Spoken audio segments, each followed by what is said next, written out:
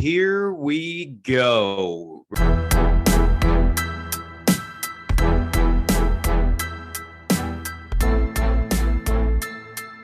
Welcome to the 9 Route Fantasy Football Podcast.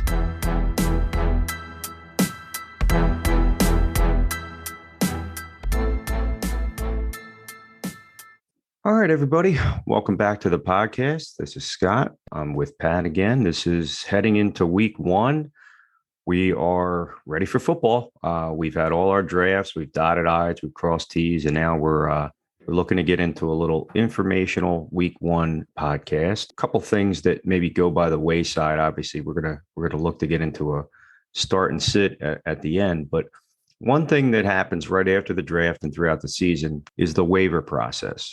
Some people, especially if you're new to it, there are many options for picking up players that aren't currently on your roster, whether they are, you want to consider them free agents. There's different categories once you go into the waiver category. But a lot of people don't maybe understand how waivers work, how they process, and if there is even a system to help you get the players you need. Obviously, we are going to talk about three particular ones today. We have the inverse order of waiver processing, where the last team that from that week, the worst team possible, has the first crack at that week's player. A rolling waiver, kind of like Cap and Bucky. They stay with you till the end of the line.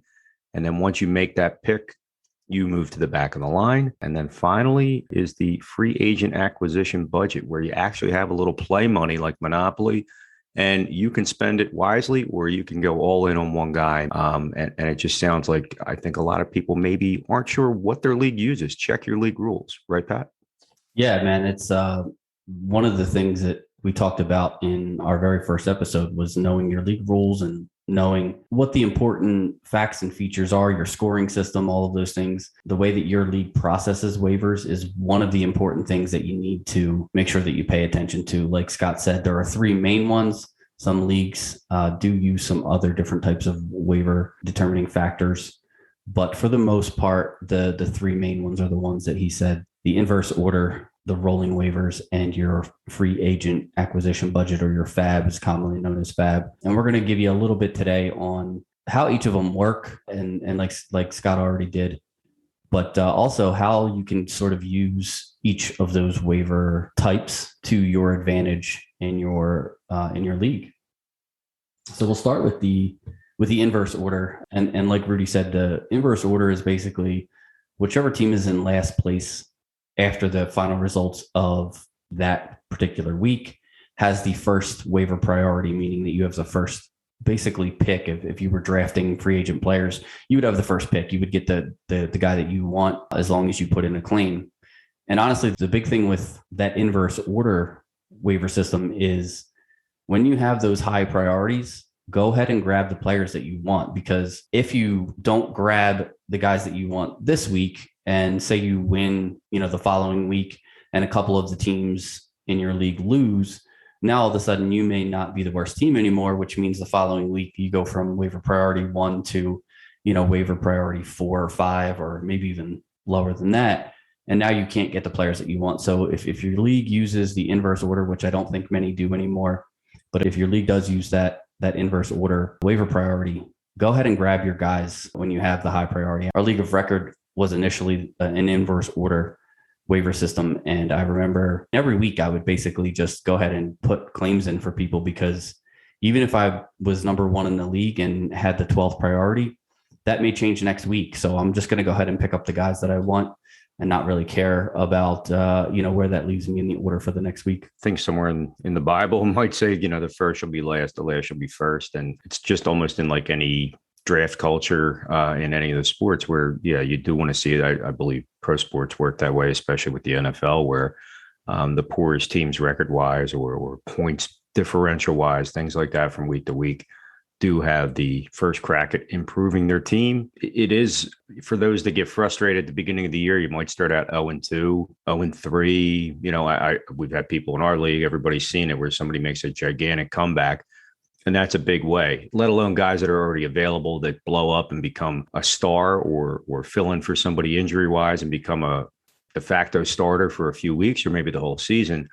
other players in your league, the grass is always greener on the other side. They're looking to fill a different need, and they let go a guy, and suddenly that player is available for you. Hey, jump on it, pounce on it. Absolutely. It is a way to, build it, and a lot of addition by subtraction. And it does work. I mean, it's helped me in the past. I know it's helped you, Pat. And it's really, sometimes even for streaming, reading through the tea leaves, seeing what's going to be that big matchup for the week, even if it's just for 1 week, just to get you over the hump against an opponent. Yeah. And one of the things you mentioned about adding and dropping, in most leagues, there's a set roster space. You have 15, 16, 17 roster spots.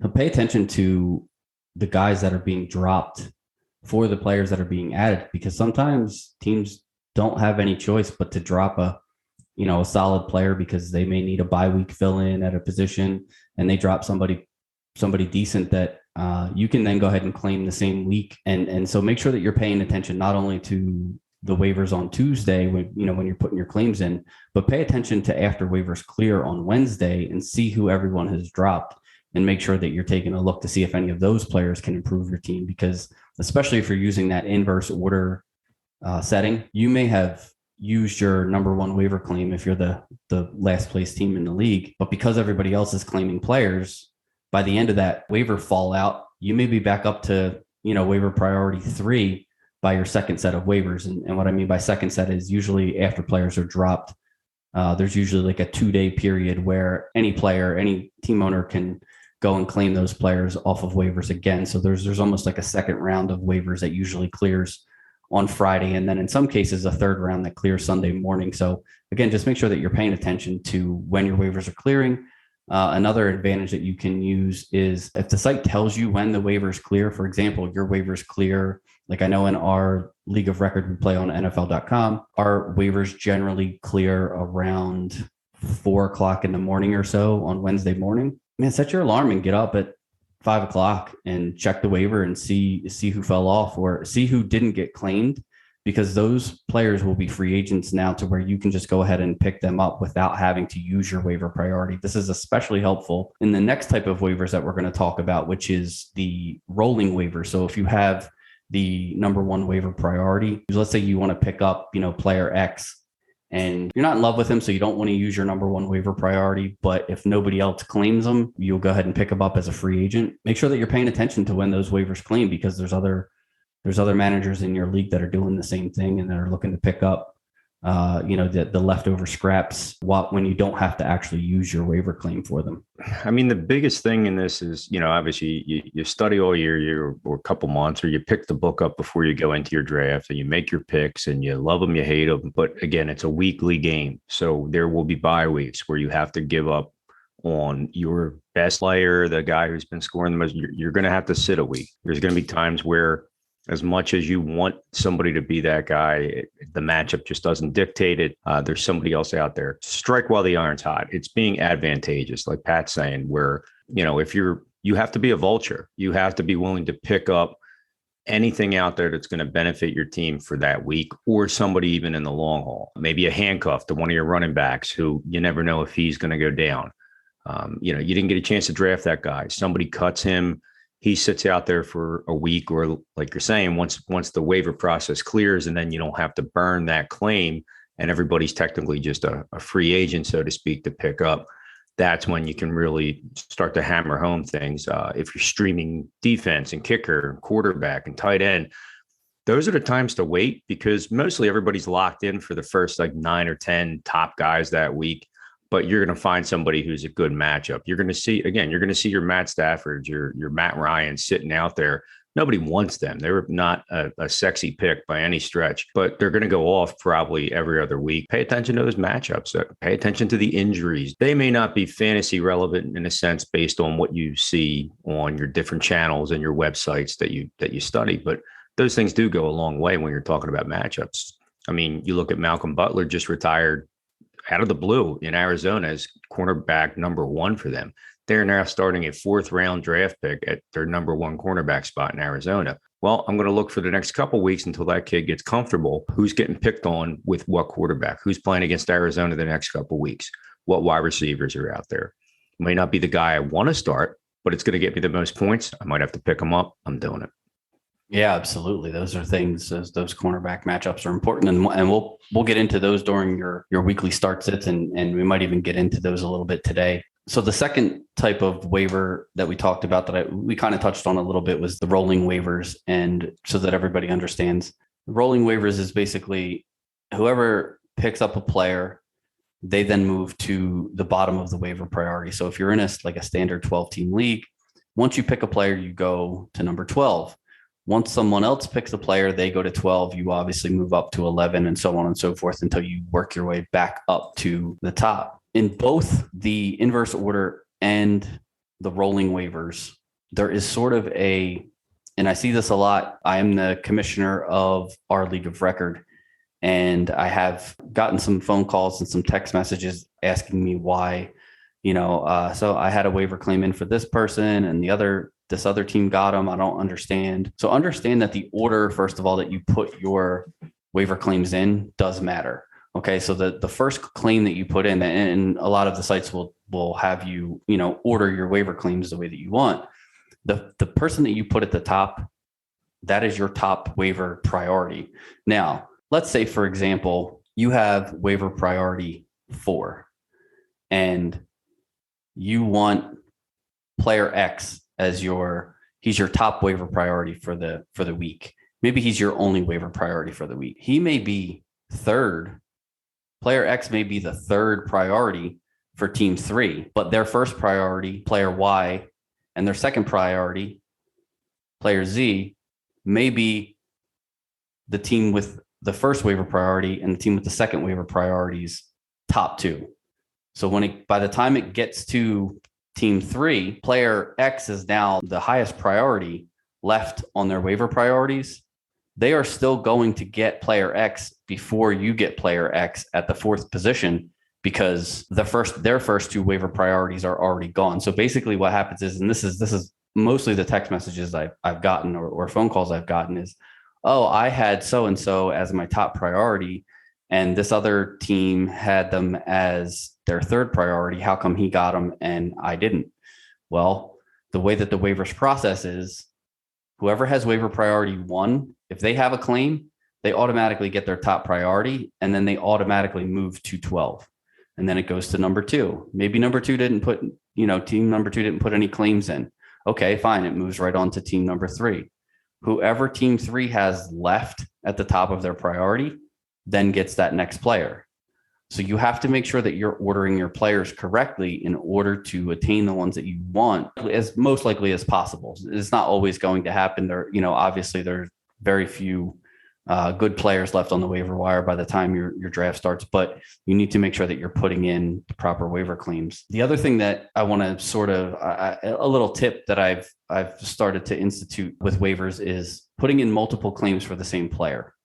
And this is kind of hard to explain without something to actually look at, but I'm going to do the best that I can here for you. And if you have questions, you can email us at the 9routeFFB@gmail.com. And I'd be more than happy to, me or Rudy would be more than happy to email you back with some information and something that you can actually look at. But basically what this means is, let's say you have your eye on 3 different players and you are willing to drop 3 different players in order to pick those players up off of waivers. The proper way to do this, and the way that's going to guarantee you to get the 3 players that you want, as long as someone else doesn't have them as a higher priority, is what you want to do is you want to put in the player that you want the most. You want to put them in your first waiver position. You want to drop the player that you would like to drop the most. So the player that you want the least on your team, whether that be somebody who's injured or somebody that just isn't producing and you're willing to get rid of them.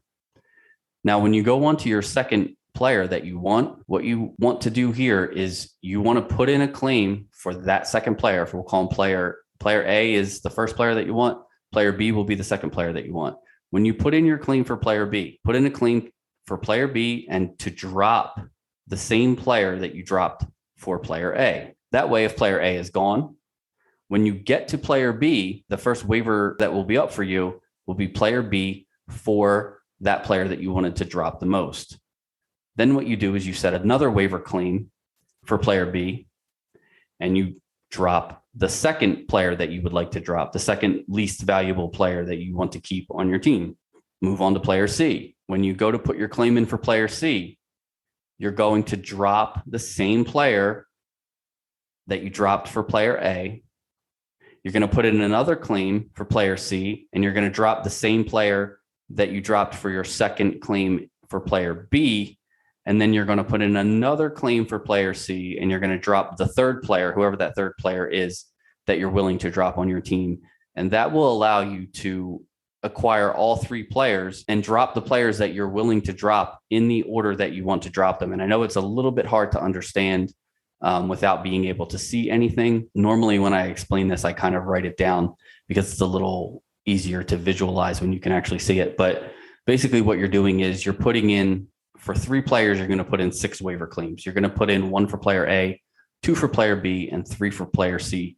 And you're just going to drop all 3 of those players in the order that you want to drop the players to claim those players. Now, one of the things that you can also do is, let's say you want one of 2 running backs.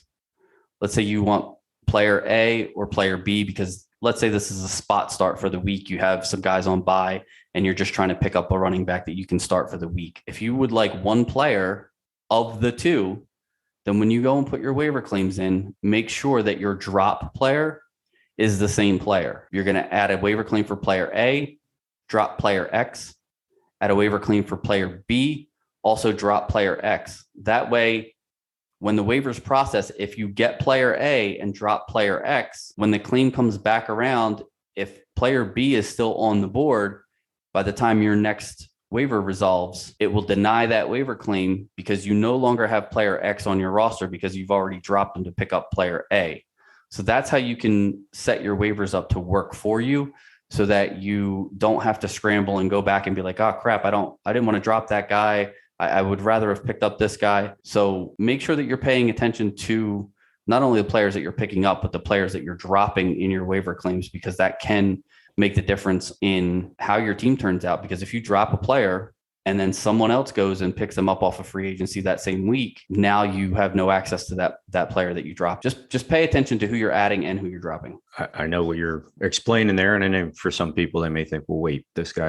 Yeah, you're basically, it's more of the player on your team that you're most willing to give up is going to be that guy that gets slotted in for, like you're saying, if you're trying to pick up 3 different people, that player gets slotted in at all 3 spots, because the chances of you getting the first guy, depending on how your waiver orders go, you might not have a shot. Unless you're first in line and you know you're first in line, maybe second, you know that you're going to get that running back, that wide receiver that's out there. And again, you're willing to dump some guy on your bench that is just an afterthought. Again, that you don't get that guy. Well, at least that same scrub from your bench goes towards the next guy or the next guy or the next guy. Probably the only time you really want to just go maybe tit for tat as far as player for player is if you're streaming kicker, you're streaming defense, and possibly even streaming quarterback and stuff like that. But no, definitely you do want to have a strategy versus just sitting there and going, oh, well, I tried to pick him up,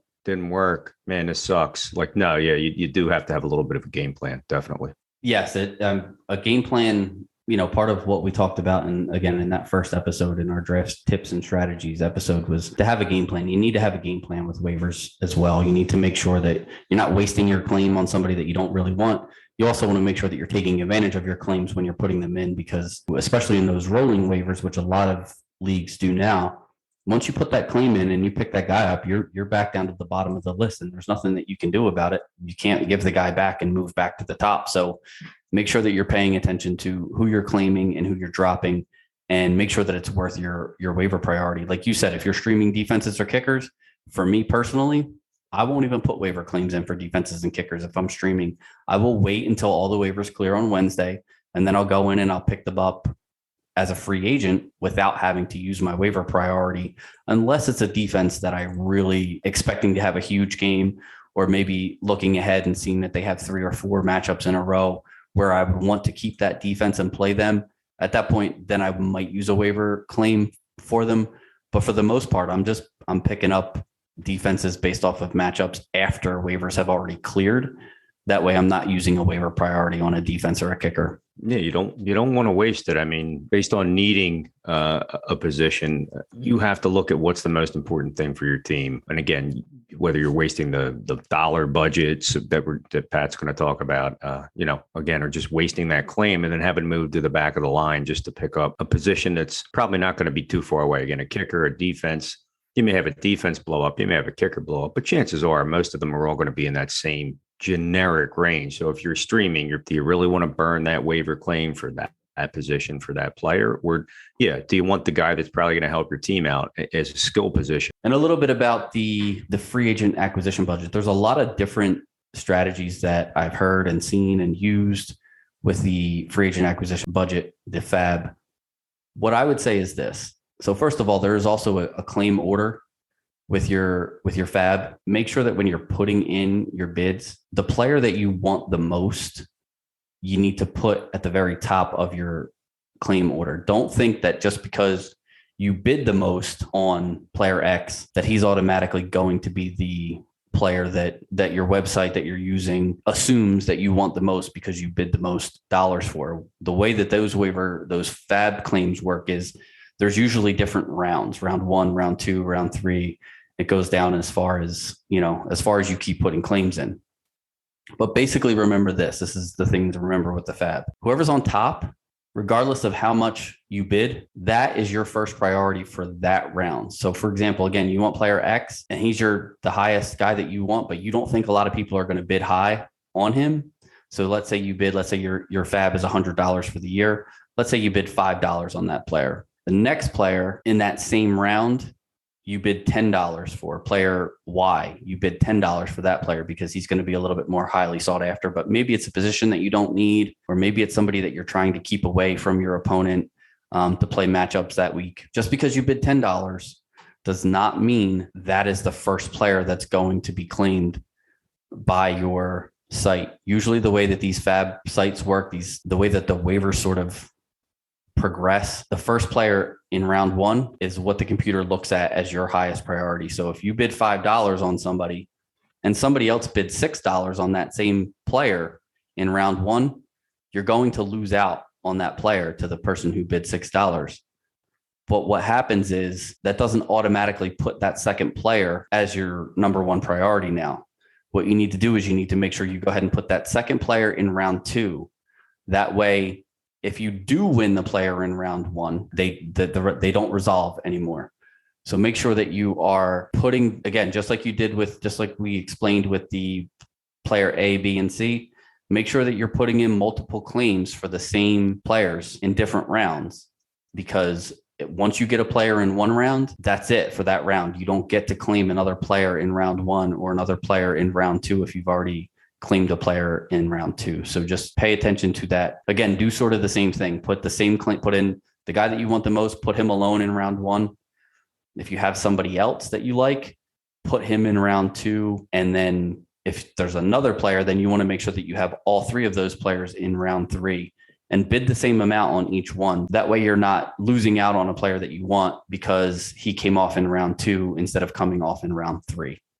So just make sure that you're paying attention to those orders. Again, if you need that explained, you can go ahead and email us. Again, our email is the9routeFFB@gmail.com. Email us and we can explain it to you a little bit better. The one other thing that I did want to say about your free agent acquisition budget, don't be afraid to spend your money early. I see a lot of people who want to hold on to that budget. And that way, if somebody gets hurt late in the season, they have the most money and they can claim them. Guess what? I've seen that happen. And then those players, because they're so stingy with that budget, still not bid enough to win the backup that for somebody who got hurt or that star player who, broke out once he got an opportunity. Don't be afraid to spend your money early. Think of it this way. If you had picked up James Robinson after week 1, let's say he wasn't drafted last year, which in a lot of leagues he wasn't. If you missed out on him because you only wanted to bid, say 20% of your FAB, aren't you kind of kicking yourself for not spending 50 or 60% of your FAB? Because now you have the guy who finished as the RB7 last year. It doesn't matter how much FAB you spent on him. It doesn't matter if you spent 100% of your FAB on him. You basically got the RB7 for the entire season with your FAB budget. If you spend, let's call it $45, but you get that player for 3 weeks, you basically spent $15 per week on that player. But if you spend that same $45 early in the season and you get that player for 15 weeks, you've basically only spent $3 a week on that player, because obviously you're getting a lot more weeks of production out of them. So don't be afraid to spend your fab money early. You can always trade for more fab money in most leagues. Most leagues that have fab will allow you to trade some. And there should always be a free agent period after the fab waiver claims go through, so that if you need to pick up players to fill streaming defenses or kickers or whatever, and you want to do that, there should always be players available on the waiver wire that you can get for nothing after all the rest of the waivers clear. You can't wait. You can't hem and haw. And again, I haven't had as much, if at all, any experience with that, but the concepts are there. Touching on all three, on the inverse order, the rolling order, the fab budget. Again, if you want a guy, go get him. It's the same thing as your draft. Your people might comment or think you made a dumb move, but you're making that move based on some kind of assessment for your team. And again, you want to wait. You can't play those games. I mean, you might get lucky, you might get away with it, but if there's a big name out there that's going to be a solid handcuff, or somebody who's basically a part of a 60-40, almost 50-50 running back by committee, and he's just not the glamorous pick. You look at two players like DeAndre Swift and Jamal Williams. It's 1 and 1A from what the coach is saying out there. Now, whether or not you decide to take the other guy as a close second and you're monitoring things, that's up to you. Chances are somebody like that sitting out there, even right now, maybe you got somebody on your bench and you're like, yeah, I picked them. And, you go back and look through, maybe you're not too happy with it. Go out there, look for a name, look for somebody now that everything's kind of settled down, and see about getting them, because within the first 2-3 weeks, I think we all know. And for those that are out there listening, sometimes you get down to week 6, 7, when the bye weeks start rolling by, and you look out there and all those names are gone, and there's not a lot of people. I mean, even this year, looking at our league, the waiver wire all-star is probably like Giovanni Bernard, and he's already on a team this year because he's no longer a Bengal. He's just Tampa Bay Buccaneer. Is Giovanni Bernard going to be the NFL MVP? No, but he might win you a couple weeks in fantasy based on Tom Brady being under center. If there's a guy out there on your waiver wire who could potentially be, a boom, could be a sleeper, even though your draft is over, go out and grab him. Go claim him off of waivers, or wait. Like I said, wait until he becomes a free agent if you don't want to use your waiver priority, and grab that player now. And you know what? If they have a crappy week 1 and maybe they get 3 targets and they're barely on the field, oh well, what did it cost you? You know what I mean? But if, like I said, if he does end up being the top target on that team and being, an 8, 9, 10 target a week guy, you basically just got him for less than a last round draft pick, basically for free. All right. So I think we covered waivers pretty well, hopefully. Hopefully that wasn't too confusing. I know the waivers can be confusing. And like I said, I've gotten many texts and phone calls about it. So it definitely is something that takes a little bit of getting used to. But again, like I said, if you have any questions, email us and we will be happy to help you and kind of walk you through that process of waivers. All right. You ready to jump into our start sits for week 1? Yeah, let's do it. This is the big week, week 1. Everybody, this is what we all planned for. This is what you waited all year for. Obviously, this is what you drafted for. Hopefully, if not, that's where the waivers come in. And this is where it all goes down if you didn't draft properly. So waivers are going to be important, especially after week 1. But making sure that you get yourself off to a good start by putting in obviously your best lineup that you can in week 1. Now, obviously, everybody's more than likely you're going to start the players that you drafted in the first, 8, 9, 10 rounds, depending on how many players you start in your league. Those are the guys you're going to start for your fantasy football team in most cases. What we wanted to give you today was just a little bit of some guys that you can look at if, maybe you missed out on a player that you really wanted and now you're kind of scrambling to make up that roster spot and you're not really sure who to sit. So what me and Rudy did was we went through and we looked at some guys who have some potential good matchups based off of last year's sort of defensive stats versus those positional players. Again, we're going off of last year. So these teams could be completely different. I know, look at San Francisco 49ers, for example, their defense was not stellar last year, but they also had like 400 players hurt. All those players are back healthy this year. Their defense looks to be what it was hopefully 2 years ago. So Just understand that everything is not exactly as we think it's going to be, and everything is not exactly the way it was last year. But what we wanted to give you today was a few start sits in case you need a little help. So we're each going to kind of go through and give a start and sit at each position. And we both have a defense to stream for you if you're one of those guys who is streaming defenses. All right, so go ahead, Rue. Why don't you start with your start quarterback? Sure. Looking around, I mean, obviously there's a couple matchups that stuck out to me. Obviously, you can go with some of the heavy hitters for a start, but we're going to try to stay away from some of the most obvious. Like you're not really going to pull I'm starting Lamar Jackson, I'm starting Pat Mahomes. Those are obvious ones, obviously, but these are a little deeper down if you don't have one of those top tier guys, or you're maybe looking to stream. In one vein, I look at a player who has a lot of potential in a new situation. He's in a dynamic offense.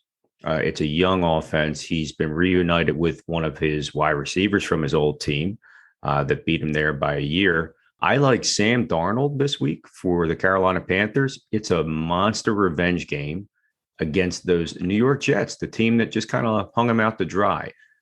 Maybe not the whole organization. That was a big Adam Gase thing.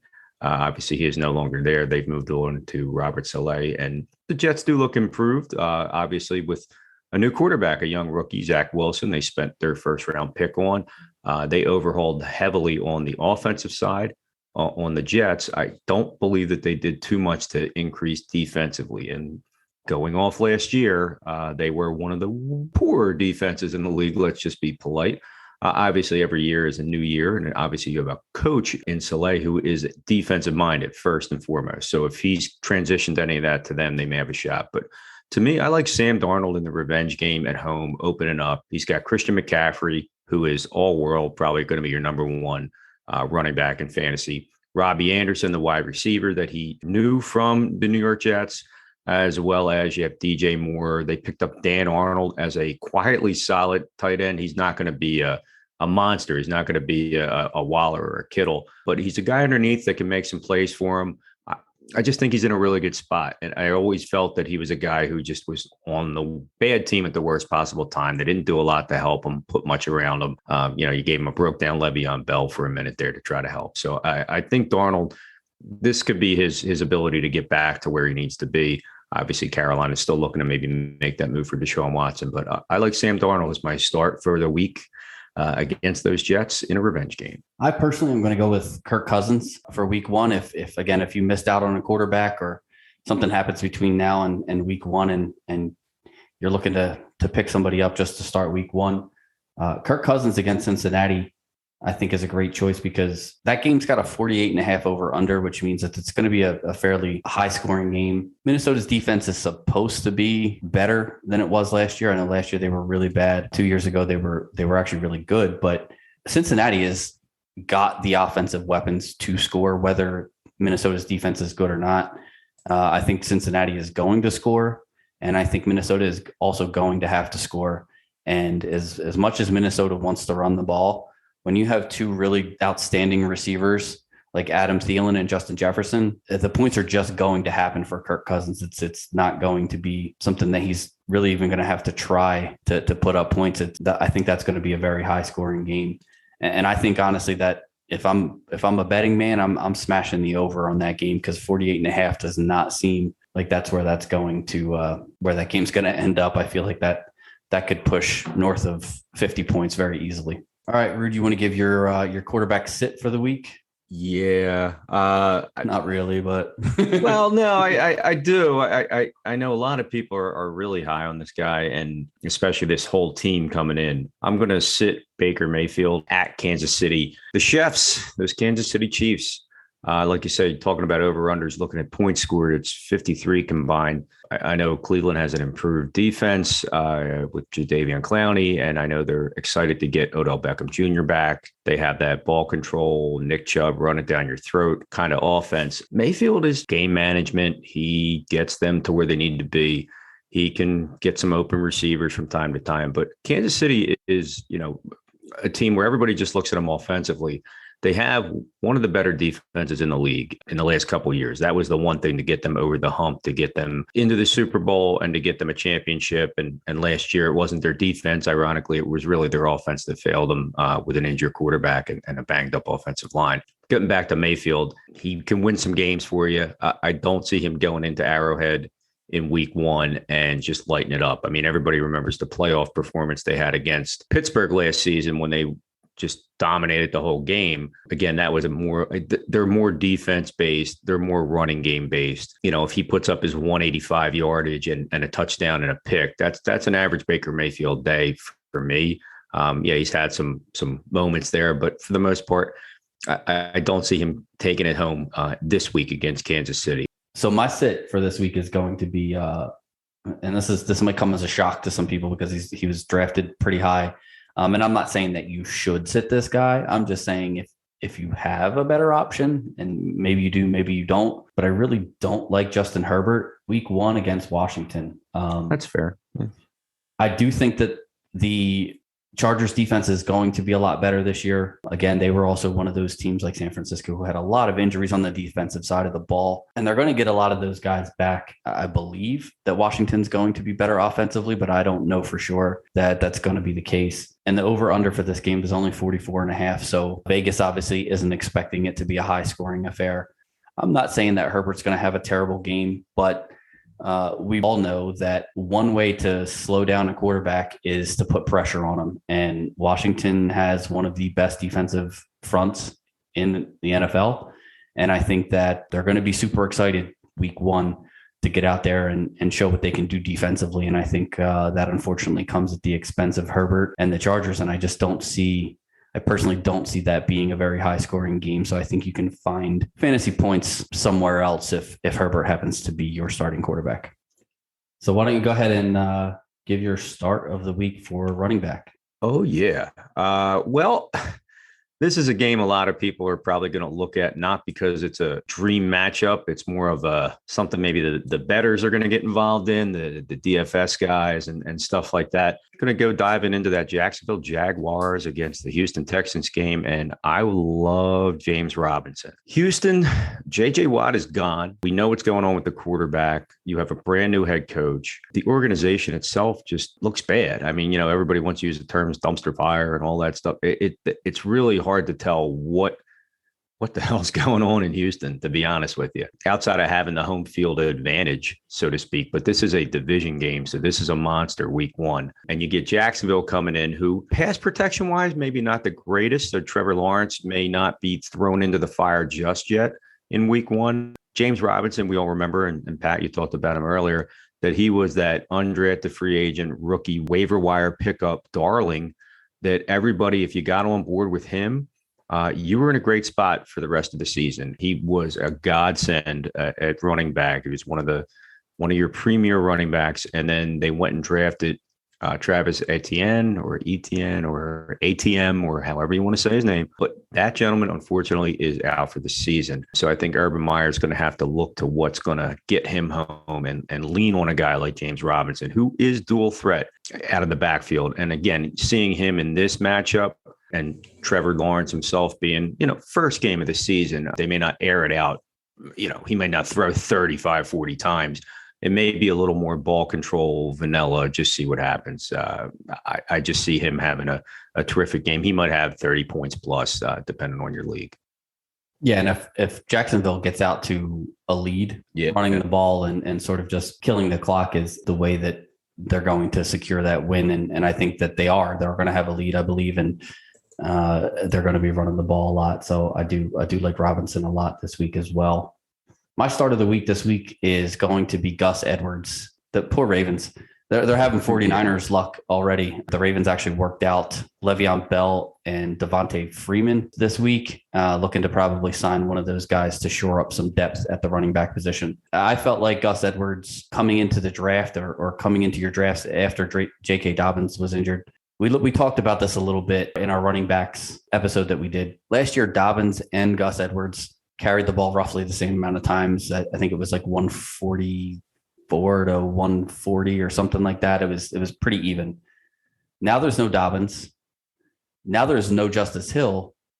And so Gus Edwards looks to be the guy in one of the top rushing offenses in the league. I can't imagine the Ravens not running wild all over the Raiders on that Monday night game. Gus Edwards probably going to have 20 plus carries the first week. And it would not surprise me if he didn't have at least one, maybe two touchdowns. I feel like Gus Edwards is probably, I know this isn't a DFS podcast, but he's probably one of those guys that you could plug into your DFS lineup for week one at a fairly cheap rate and get just maximum production out of for this week. So it's looked at to be a high scoring game. The over under is 51 for that game. So I think Edwards is he could be the running back one this week. I mean, I'm not calling it, but I'm kind of calling it. You're calling it. Go ahead. Yeah, a little bit. I mean, he's. I will say this: if he's not a top 10 running back week one, I will be surprised. Absolutely. I think maybe barring, God forbid, like you said, the streak that's going there. Don't say it. But they're depending on if they sign somebody. I believe Tyson Williams is now number 2, and he was another one of those like unheralded guys. He gave him a little something last season. They kept him going. So you're probably going to see some action on that level. But yeah, I mean, obviously the number one running back happens to be the quarterback, and obviously defense is key on that. But yeah, Gus Edwards just giving production constantly, and the Raiders can't stop anybody. Yeah, I think he could get 30 carries and then be that guy that just $145, like you say, 2 touchdowns. And usually week one, you see a couple breakout players, but yeah, he's probably going to be a top 3, maybe top 5. And yeah, if he ends up number 1, not surprised. All right. So who are we sitting for week one at the running back position? Or who do we not like, I should say? Well, don't like him for the season, and then noticed there were some injuries in the preseason. And I touched on his backup when we were talking about waiver pickups and stuff. I am sitting DeAndre Swift. Again, he may have home field advantage. They just came out and said that he will be starting week one. So maybe he had a groin issue during the preseason. They really didn't get him out there. If you're worried about a groin injury, you sat him. You're going up against the Niners, who look to be a little bit stronger back again on defense. The Lions, there's another team that looks a little hard to tell. You have a new coaching staff. Stafford is gone. You now have Jared Goff in there, and that is not an even trade by any stretch. The wide receiving core is completely rebuilt. The tight end, Hawkinson, is what everybody's saying the entire offense is going to run through. So the defenses are keying on him. So they're probably staying in the box, spying him, or maybe having a linebacker just follow him out. To me, Jamal Williams being right behind him, and they feel that he's a 1A. So they probably are almost looking at split. I don't see DeAndre Swift taking this game over, having a monster game. If you're nursing a groin injury, your coach is that tough old school guy. He wants you out there. He wants to make sure you can play, and you want to play. Are you 100%? No. And no, not a lot of NFL players are, but you want to start the season pretty darn close to 100%. I don't think he's there yet. I did have worries about him with the load and his size and possible injuries. If it's going to drag over from the preseason, I hope nothing happens to the guy. I really don't want to see anything, another running back, another young player go down. I do not feel that DeAndre Swift is in a favorable matchup against the 49ers until I know he's healthy and until I can see what this offense is going to be. Yeah, I actually have been fading Swift in drafts, period, just because of the injury, because of, again, how poor I believe the Lions are going to be. So yeah, I agree with that one for sure. So, all right. So my sit for the week is going to be technically 2 players. It's really more of the entire backfield for the Tampa Bay Bucks. I still don't know who the actual starter is. If there's a starter, if it's going to be a 50-50 split. And like you said earlier, now that Gio Bernard is there, a 50-50 split of what, first and second down. I mean, is Gio going to be the third down back? How much pass catching work is actually going to be there for Jones and Fournette? If it's just, to me, I need to see one guy emerge as sort of the starter, the go-to guy. And then I might be a little bit more confident, coming into week 2, week 3. But last year, they were just all over the place. One game, Jones would have a good game. Next week, it would be Fournette. This year, it could be Gio in a week. I just don't know. And I feel like this is going to be a high scoring game. So if I actually had to put my money on anybody to have a good game this week out of that backfield, it would probably be Bernard, because I feel like the Bucs are probably going to be passing. The Cowboys are high-powered offense. The over-under for this game is 52, and I think it's going to be a high-scoring game. It's the opening game, Thursday Night Football. I just don't see either of these running backs having enough of a workload to be relevant week one. I mean, if I see it week one, obviously we can move forward, but with the information that we have now, which is all we can go off of, I just don't like either of these guys, and I'm fading both of them week one if I can. My wide receiver start of the week is actually Antonio Brown. He wasn't drafted in most leagues to be a starter, maybe a flex consideration. I did. I mean, listen, I did in my other draft on Sunday. I actually have him in my lineup week one because, again, same reasons that I don't like their running backs is the same reasons I love their wide receivers. I just feel like this is going to be a high scoring game, and I'm really not going to, beat it up anymore. I think you should start all of your Bucs receivers. I think Gronk is a decent start this week. I mean, all the pass catchers there. I would stay away from the running backs and put my money on the pass catchers in Tampa Bay. No, absolutely. I don't think you can go wrong. I know some people are fading Mike Evans and this one and that one, but you have that quarterback back there throwing that ball. Like I said, I in our league on Saturday, I picked him, and I picked him to be one of my starters because I do see that the stats, and we talked about him earlier in the season. You were high on what he put up in a small sample size last year once he signed with Tampa Bay, and he seemed to be that player to really get him over the hump. So who you got for your start? Well, I again, going from fading a Swift and now starting a Smith, I like Devonta Smith for the Philadelphia Eagles as my start of the week against the Atlanta Falcons. I know some people say, hey, you're a homer, blah, blah, blah. Look, he's my guy. I love him. I look at this as being a completely advantageous matchup. Going off last year, Atlanta's pass defense was 32nd in the league. They sucked. And how many teams are in the league? There are only 32. Oh, so right. they were that poor. Keanu Neal, who was probably their best guy in the secondary as far as safety goes, he's gone. He went to Dallas. He's actually being converted into kind of a hybrid linebacker safety concept down there. You didn't see anything in the preseason from the Eagles, and you don't see a lot from most of the teams. But they were pretty much just refusing to start people. They want to keep everybody in the dark as far as what their offense is. I know he had a little MCL sprain at the beginning of the season. A lot of these guys get these little knocks. He's getting used to the speed of the game here. And not to sound like everybody on Twitter, and to see the route running, to see the pedigree of a wide receiver like this, again, in a matchup like this, he was drafted number one to be that guy, him and Hurts. They have a connection from college. So he's definitely going to be a guy he looks to downfield. To say 10 targets, won't be surprised. To say 7 catches, won't be surprised. To say 70 yards and a touchdown, won't be surprised. I think people through the season are going to turn around and I think more people nationally are higher on him than they are locally. And there's good reason for that. They see what he brings to the table. Yet they're not high on Hurts, but there's another guy who I think is going to surprise a lot of people with his ability. And I'm about Devonta Smith this week as my start against the Atlanta Falcons. So what do you have for your sit then? For my sit of the week, I am going a little against a player from the Detroit game I spoke of against the Niners. That would be Deebo Samuel. It's no slight on his ability or anything like that. That offense this year, they added a running back in Trey Sermon. You have Raheem Mostert. I think Brandon Ayuk is their go-to guy when it comes to wide receivers. And you also have George Kittle, who is, again, he's one of those tight ends who's a de facto wide receiver one, so to speak. Yeah, one of those game script type sits where you just don't see a lot of points being scored, and in which case you don't see a lot of wide receiver points scored in fantasy generally. So usually that's the way it goes. The more points, the better the quarterbacks and wide receivers do. And usually those defensive struggles tend to lend themselves more to the running backs because you're getting a little bit more work on the ground, killing the clock, things like that.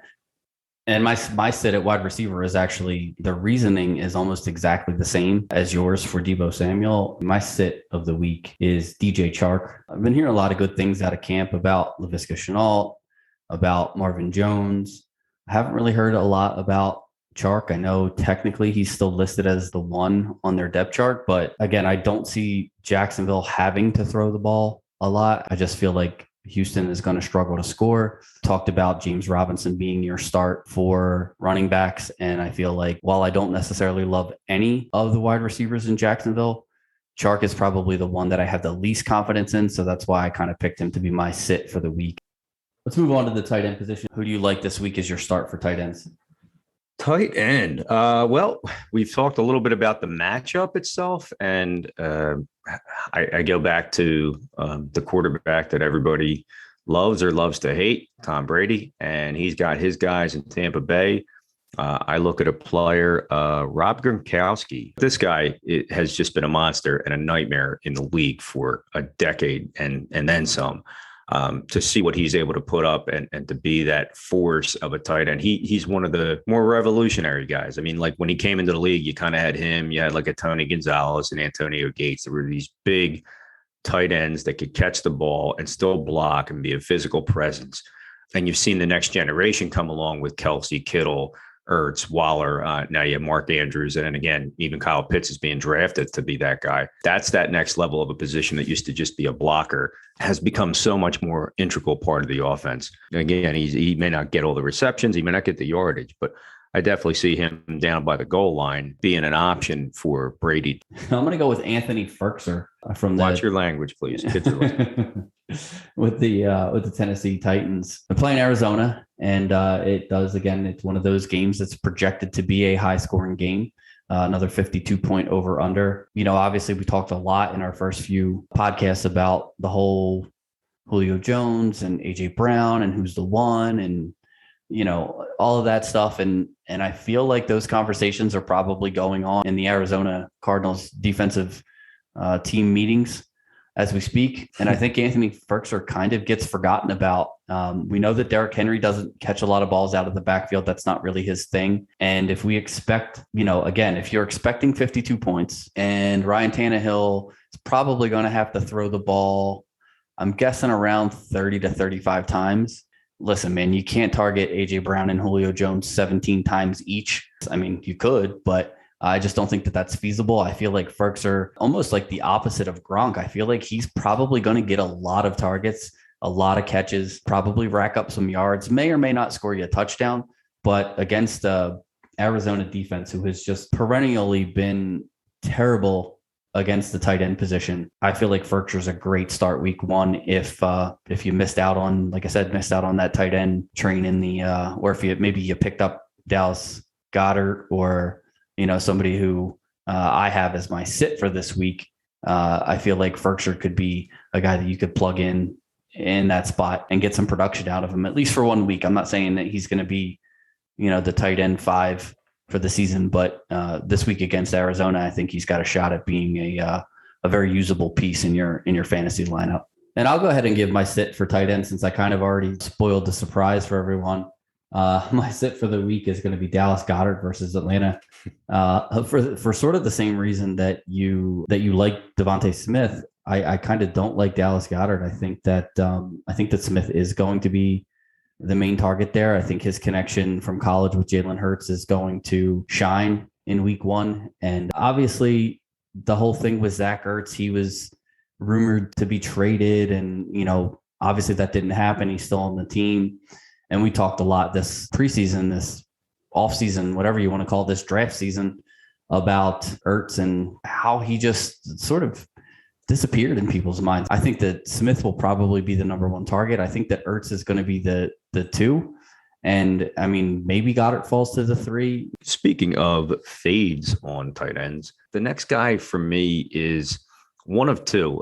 The New England Patriots spent a lot of money to try to revamp the offense. They brought in 2 big name tight ends. I spent a ton of money on them. They brought in Jonnu Smith out of Tennessee, and they brought Hunter Henry from the Los Angeles Chargers. It's going to be hard to tell who their go-to guy is. I feel like Smith has been healthier and more consistent. He just has trouble staying on the field. He can be a big play guy. I don't know what it's going to be like for him in a new offense. It's hard to tell. I don't see Bill Belichick. Maybe his plan was to try to revisit what he had back in the day when he had Gronkowski and he had Aaron Hernandez and he had 2 tight ends that were both capable blockers and to get out and catch the ball. I don't think Mac Jones in his first game, and I think he's going to have a great season. I do. I think he's looking up, but I don't see him picking Hunter Henry out more. I see if Smith is probably the primary, he's going to be the guy to go out and catch the most. Henry maybe stay in more and block. I would sit Hunter Henry. I wouldn't think of him in the same way you did when he was with the Chargers and he was the only option at tight end. Yeah, I think the fact that they went out and got Jonnu Smith first kind of shows that he was the guy that they really wanted, and I think Hunter Henry kind of fell into their lap as a secondary option, and I do think that they sort of harken back to the Gronk and Aaron Hernandez days. All right, so for those of you who stream defenses, which that is sort of my calling card in fantasy football is defenses. I feel like I do a very good job. I've actually checked my numbers throughout the years and found that I do an excellent job actually at streaming defenses. I usually score within the top 4 or 5 ranked defenses, not every single week, but on a yearly basis streaming. I do pretty well at that. So we're going to try to give you some streaming options each week. We'll do this start sit probably every week, and we'll do, obviously our starts and sits for defenses. So I think personally, if you are streaming a defense, I think you could, again, I'm looking at defenses that now, obviously going into the draft, if you're in a league where you have to draft a defense, that is where I will draft one that I like. The 49ers have been that defense for me, but if you're not able to get the 49ers, or if you're looking, maybe the defense that you drafted has a pretty bad matchup week 1, and maybe you want to look for another defense for 1 week. I really like the Green Bay Packers this week. I feel like the way that game flow is going to go, I feel like Aaron Rodgers and the Packers are going to score. They always do. Even as good as the Saints defense is, nobody seemed to be able to stop the Packers last year. They were the top scoring offense in the league. And I think they're going to score against New Orleans in week 1. And when your offense scores, the other team has to throw the ball as well. And we all remember what happened last time Jameis Winston was asked to throw the ball a lot. I want to say he ended the season with somewhere around 30 interceptions. So when you're looking at defenses to stream, you want to stream defenses that are going to be playing against teams that turn the ball over first and foremost, because turnovers are points and they can lead to points. So, those pick sixes, those fumble recoveries for touchdowns, turnovers are the key. That's, I streamed a lot of defenses against the Giants last year because Daniel Jones it was like they greased the ball up before they snapped it to him. That's, I'm not saying that the Saints are going to turn the ball over, but from what I know about Jameis Winston and what I know about the Packers, and knowing that they're more than likely going to put points up, I feel like this could be a game where Green Bay could end up with quite a few interceptions and maybe take one back to the house. So I really like them this week against New Orleans. Green Bay's quietly got a decent defense, and Rodgers is going to be able to do his thing.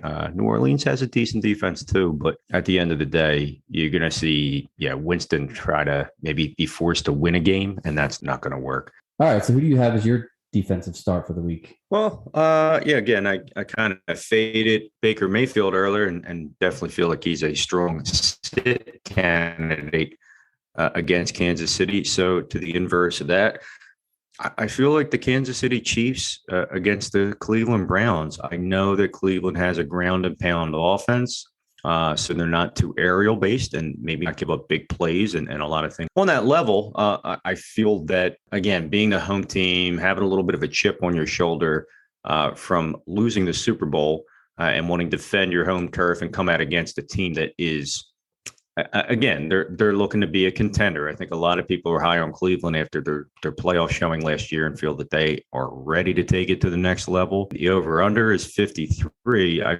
feel like a lot of that is probably leaning Chiefs, where maybe they figure they could put up about 35 to 40 points out of that. That being the case, crushing it completely against Kansas City. Again, if they run the ball, control the clock, that's great. They're going to get some yardage, make some plays. Hey, maybe they put up, 15, 20 points. But I don't see Kansas City. I see them maybe a little bend and break, but I don't see them giving up at home against Cleveland when they have to come out and show that they're ready to play against anybody and make it back to the Super Bowl for the 3rd year in a row and hopefully win their 2nd out of 3 years. So I am Kansas City Chiefs is my defensive start against the Cleveland Browns this week. And then I guess since we're going that round, I might as well talk about who I'm going to sit. big on Kansas City.